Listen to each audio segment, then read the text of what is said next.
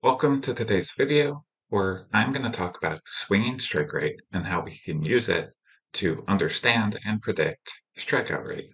The way I got the data used in this video is I made a custom report of 2024 plate discipline and contact statistics for all qualified hitters. And the idea for this video is to begin a video series about underlying statistics that have value when evaluating MLB players. So, getting started right away, I've plotted strikeout rate on the y-axis and swinging strike rate on the x-axis.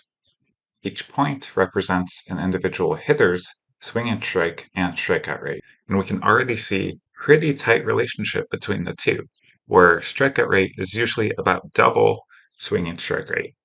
So if we look at the swinging strike rate of 0.1 or 10%, we can see that strikeout rate ranges from about 0.15 to maybe as high as 0.3, but most of these values are about 0.2. I'll explain more in a minute how this can vary, but I want to define swinging strike rate first. So swinging strike rate is the percent of pitches that a batter sees that they swing and miss at. So if a hitter sees 100 pitches and swings and misses at 10 of those 100, the swinging strike rate would be 10%. Foul balls are not going to be part of this. The exception is a foul tip that is caught by the catcher for strike 3, which is counted as a swinging strike. Using this 2024 data, I calculated the average swinging strike rate to be 10.6% and the standard deviation to be 3.3%. And so that means we can convert swinging strike rates to the scouting scale, which ranges from 20 to 80 with an average of 50 and a standard deviation of 10.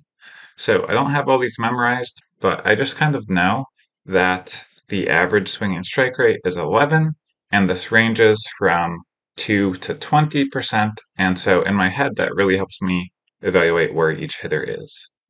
One of the other factors that explains strikeout rate, besides swing and miss, is just general plate aggression. So are you swinging at strikes? So here I've colored the same plot by zone swing percent. And we can see that hitters with a low zone swing percent, so very passive hitters that aren't swinging much, tend to have higher strikeout rates for a particular swinging strike rate compared to guys that are swinging a lot at strikes in the zone. This makes intuitive sense because if you're swinging less, that's not getting counted in swinging strike rate because you're not swinging, but you are taking called strikes, and so you're getting into deeper counts where you have more likelihood of striking out. I have now added player names to some of the points on the extreme ends of this plot. It would be too crowded if I add all of them, but I think this really helps to understand what's going on here, as a lot of the guys on this list have reputations of being either very passive or very aggressive hitters.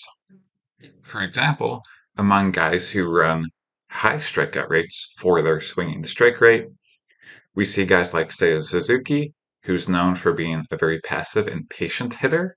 And then at the under end of the spectrum, guys who run low strikeout rates for their swinging strike rate are ones who swing a lot at strikes. And we have some guys with reputations of being free swingers, like Vlad Guerrero Jr., Salvador Perez, Nick Castellanos, Zidane Rafaela, and Ezequiel Tovar.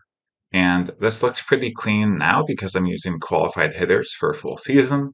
But when you start to work with partial seasons and smaller data sets, there are guys who will run strikeout rates that are different from what you'd expect them to do over the short term. And so the goal of this series will be to help you be able to identify these kinds of guys. We've also talked about hitters in this video, but this does also work really good for pitchers who usually have a strikeout rate about double their swinging strike rate as they're facing a lineup with a variety of hitters and different aggressiveness, and so it tends to even out to about double for them.